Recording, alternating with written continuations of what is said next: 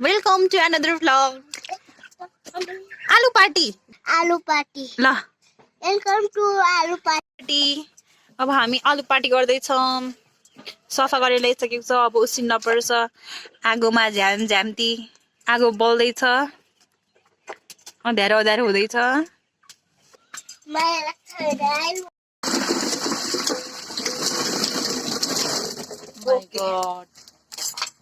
हेर अब हाम्रो आलु चाहिँ उसिन्दैछ.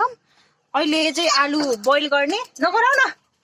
अब पछि के को यसको आइटम बन्छ बन्दैन अब टाइम विल डिसाइड. डढीहरू लागेछ नि त घर छेउमा. बर्बादै भयो, खत्तमै भयो. हेर्नु न दिदी धवा गयो. भवा ओहो एयर पोल्युसन भयो.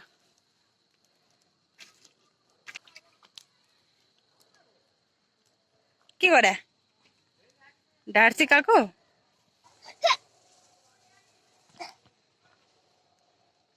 पछाडि आगो बल्यो नानी तिम्रो. आलुको सुप बनाउनको लागि हामी ग्रीन अनियन चाहिन्छ. त्यसको लागि चाहिँ हामी ग्रीन अनियन लिन जाँदैछौँ. यो चाहिँ अब खोल्ने बेला चाहिँ सबै सुताउनु पर्छ. त्यही भएर यस्तो गर्नु भएको छ मम्मीले. सानो सानो चाहिँ लिनेछौँ हामी. दिस इज ल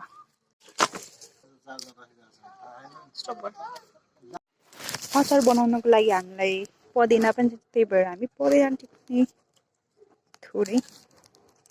त्यति राम्रो त छैन बट खानालाई चाहिँ मिल्छ यति पदेना चाहिँ. मिन्ट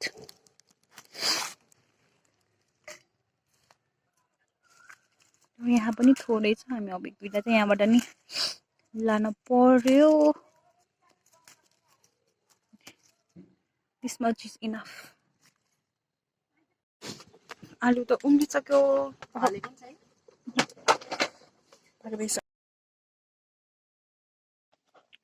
खुर्सानी हालेर अचार बनाउने हो. नट युजिङ मिक्सचर भने अल्छी लाग्छ नि मिक्सचर बनाउन. त्यही भएर यहाँ अख्लीमा हाल्नु पर्यो.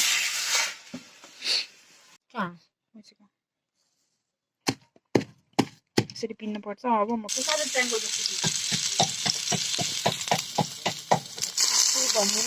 लसुन हालेँ. लसुनको अचार. लसुन खुर्सानी र गोलभेडाको अचार बनाउनु लाग्यो फर्स्टमा. र अर्को एउटा चाहिँ अब पदिनाको अचार बनाउनु पर्यो. मिक्स भयो भने फेरि मिठो हुँदैन भनेर हामी छुट्टै छुट्टै गर्नु लाग्यो.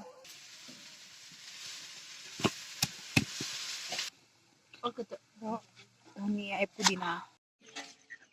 हाम्रो आलु चाहिँ ओभर कुक्ड भएको अवस्था तर पनि मिठो छ हेर्दाखेरि. Oh my God. पुदिनाको अचार पनि रेडी भयो. One of the biggest big आलु कस्तो मजाले पाकेछ. यो चाहिँ अलिकति फ्राई गर्नु पर्यो. हाम्रो सुपवाला बनाउने प्लान क्यान्सल भयो. फर्सीको साग पनि पकाएमा हामीले स्टिर फ्राई मात्रै गरेको एज अ साइड डिस. यो चाहिँ हामी फ्राई गर्न गइरहेको छु म. आलु जिरा भयो. अब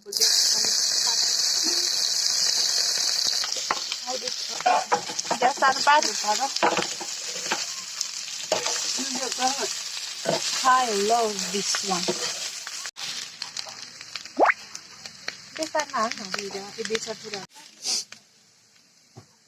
थोरै जिराको पाउडर.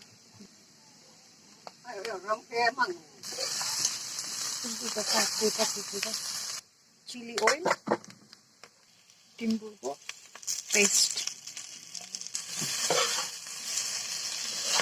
लास्ट भनेको हाम्रो स्प्रिङ अनियन ग्रीन र just stir it well and it's ready. हाम्रो आलु पार्टी is ready. साग साइड साग विथ आलु. आलु पार्टी चाहिँ बाहिरै चल्दैछ गाइस. आलु पार्टी बाहिर चल्दैछ. अब राम्रो लाइटिङ छैन बाहिर. गाह्रो छ.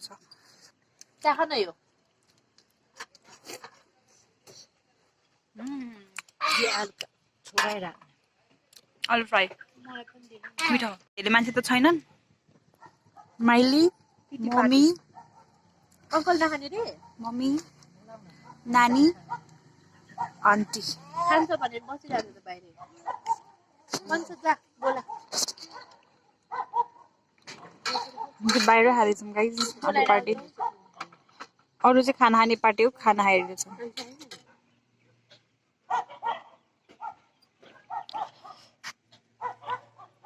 इम्पोर्टेन्ट सदस्य भर्खर आउनु भएको छ होल डे हराउनु भएको थियो हाम्रो क्यान्डी म्याम कहाँ जानु भएको थियो थाहा छैन आलु पार्टीको बेला आउनु भएको छ भर्खर आउनुहोस् आउनुहोस् क्यान्डीजी खाऊ खाऊ नानी अचारसँग आलु पार्टी आउनुहोस् हामीलाई साथ दिनुहोस् है क्यान्डी भर्छ मन भर्दैन के कस्तो छ आलु पार्टी मिठ छ आलु पार्टी भन न कस्तो छ नानीलाई के मिठ लाग्यो डल्ले कुरै त फस्छ काली कमाउने यता आलु पार्टीमा खस ल साग साग मिठ लाग्यो नानीलाई अचारसँग टोपेर गम्म साग खाउँछ यम्मी गुड नानीको कपाल कत्रो हुन्छ अब दिदीको जति लामो हुन्छ नि अलिक कत्रो छ कपाल देखाइदेऊ त कपाल साग खायो भने कति लामो हुन्छ है उ ल फेरि ल गम्म गुड भेरी गुड क्यान्डाउनु भयो यसले क्यान्डी के खान्छ खाइदिन्छु छ के त्यो साग यो क्यान्डी क्यान्डी क्यान्डी आन्टी आलु टिम्बुर खान्छ होला अझै आलु टिम्बुर खोज क्यान्डी यो पुदिनाको अचार